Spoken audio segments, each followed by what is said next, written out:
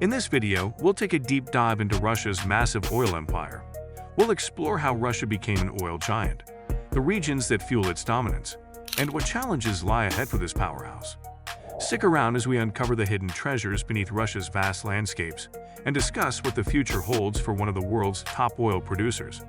Don't forget to hit that subscribe button to stay updated with all our exciting content. Why should you care about Russian oil? Let's start by asking, why should you even care about Russian oil? Well, think about it. Oil is everywhere, from the fuel in your car to the energy that powers your home. But Russia isn't just any oil producer.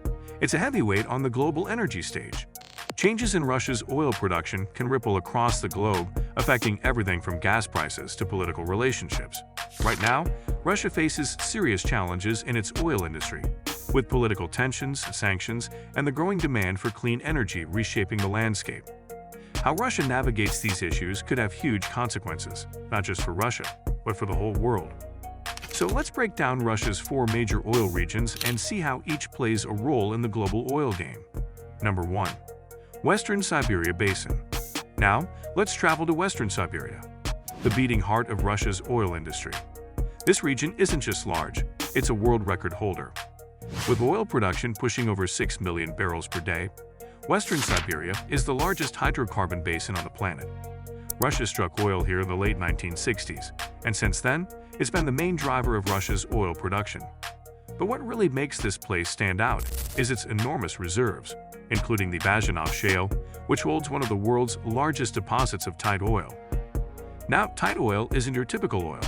It's trapped deep within rock layers, and extracting it requires costly, complex technology like fracking. Some estimates suggest that up to 2 trillion barrels of tight oil could be hiding beneath Siberia. But these reserves remain largely untapped due to the high costs and limited technology.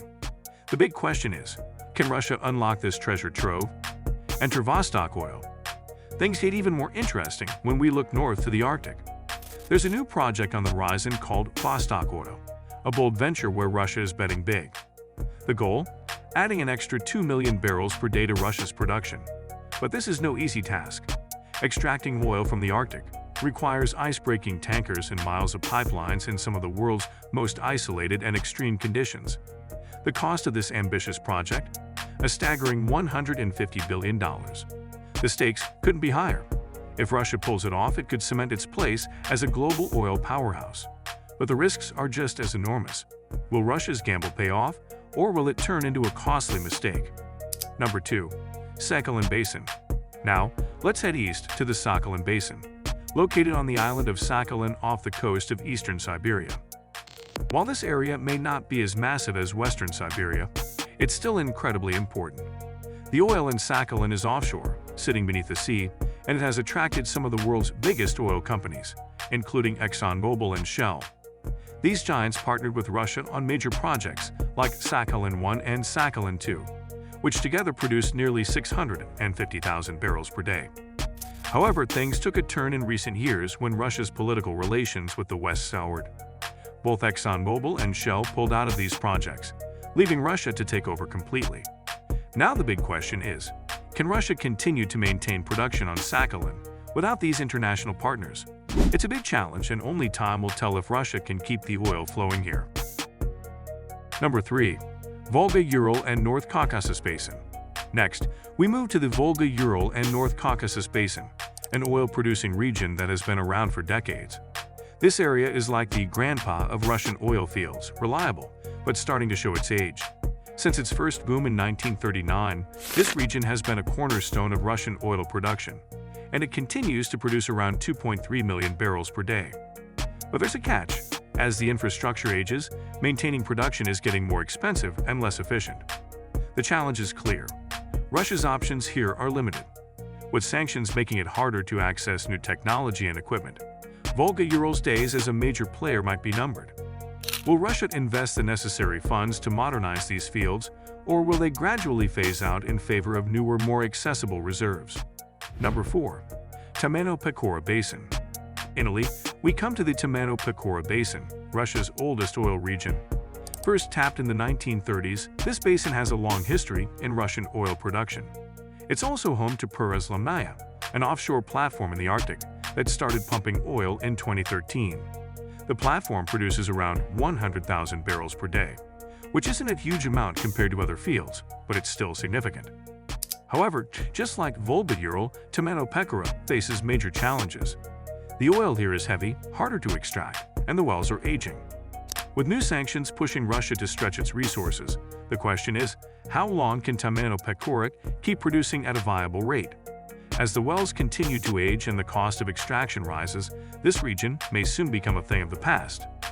The sanctions problem, putting pressure on Russia's oil fields.